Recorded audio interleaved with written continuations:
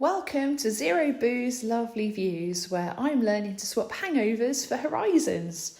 Today I'll be walking along the Thames Path from Bourne End across to Cockmarsh, which is on the Berkshire side in Cookham.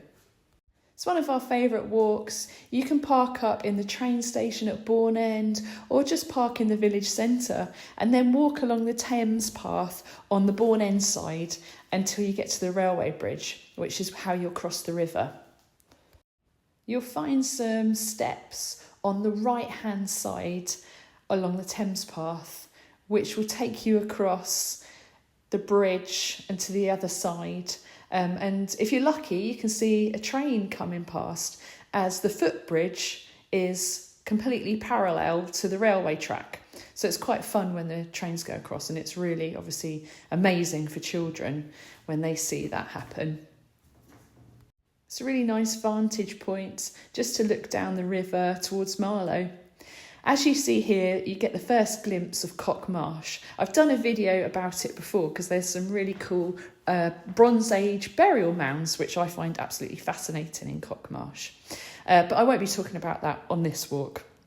So once you get to the bottom of the railway bridge, you take a left turning along the Thames Path. You'll pass the Bounty pub and just keep going until you get to the gate at the very end, which leads onto Cockmarsh. This area is owned and maintained by the National Trust. So it's really well taken care of, and you'll see a load of cows in there at certain times of the year, which are all really friendly. This whole area adds as a floodplain to Bourne End and Cookham. So this part here is actually like a bog. It's very marshy and wet. So this bridge is actually really practical and helps you get across the really wet, soggy land. At the moment, this bridge is needing some repair, and I think the National Trust are trying to raise money for that, so you can't actually cross it, so you have to almost walk round the boggy marshland if you want to climb Winter Hill. You'll definitely need to bring wellies on this walk because it was really soggy when we were there. As you can see, this part of the marshy land is really flooded with water, and it gets a lot worse than this in the winter. So walking around the bog, you kind of get to this point here and you'll see a path that will go up Winter Hill. And then if you went right, you could end up walking along to Marlow. But this is kind of facing towards Cookham. So you just walk up this quite gentle slope. It looks worse than it is. But you get the most amazing views from the top. You can see over to Little Marlow and Flackwell Heath and Bourne End. And I do remember at one point walking here a few years ago and seeing people running up and running down this hill in some kind of organised event. And I've never seen it since. This was a few years ago. But it looked really fun, and it was the sort of thing that I would like to be part of if they ever ran it again. But I don't even know what the event was called, and sometimes wonder if I even made it up. Yeah, once you get to the top, it is really nice just to sit down. I wish there were some benches at the top, but there's kind of benches at the bottom and halfway up. We like doing geocaching, and this is one of my favourite ones, so it's a bit of a spoiler if you're into geocaching. But I found some really cool trackables here over time, and I've actually taken one to Bruges before. So as the hint describes, you approach the gnarly tree, and the Tupperware box is just hidden very nicely at the back. Inside you'll find a log where you can put your name in if you're a geocache member. It's a really good thing to do actually with children because it encourages them to go for a walk. And as you can see, I found another trackable. I swear this one is really, really bountiful. I normally carry dragon drop-ins in my pocket when we go geocaching, but I didn't have any, so I just left a kind of bottle top for this. So if anyone does do this geocache, then you'll know why.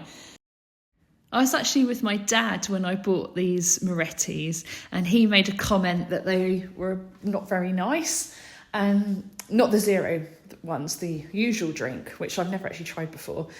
So instantly, because I'm so easily swayed in my opinion, that I thought, oh, I'm not going to like this. But I was really pleasantly surprised. I thought it was lovely and fruity and sweet, and it's just the right amount of carbonation.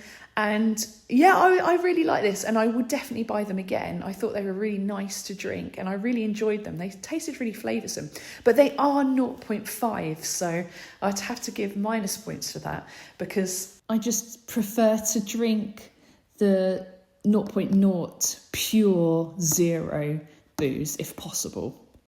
How pretty was the bottle? Well, I do enjoy the traditional gentleman on the label. I think he looks really quaint. I'm not massively fan of the colours or the typography, but I don't know, I think it's quite cute, I suppose, for want of a better word. If you walk to the bottom of Winter Hill towards Cookham, you'll find a couple of these really interesting artworks. They're done by a local artist who was really prolific on social media over lockdown, I seem to remember. And he'd always place his art pieces in local beauty spots, so it was really fun to find. But over the last few years, I haven't seen any new ones, and I can't find him on social media anymore. So that's a real shame, as it was always quite fun for the children to find these as well. You'll get to this tunnel, which runs parallel to the Winter Hill Golf Club, and you can walk along this footpath here and it will take you into Cookham. Here are my final ratings for the Moretti Zero.